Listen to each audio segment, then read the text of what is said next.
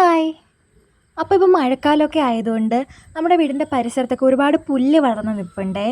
അപ്പോൾ വിചാരിച്ചപ്പോഴാണ് ഒരുപാട് വേസ്റ്റ് തടി കഷ്ണങ്ങളൊക്കെ കിടപ്പുണ്ട്.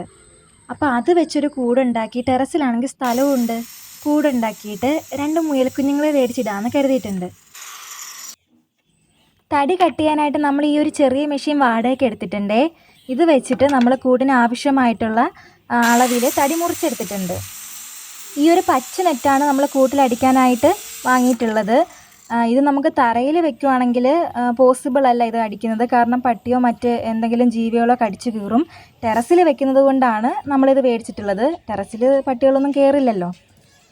ഇതിന് മീറ്ററിന് 120 രൂപയാണ് വില.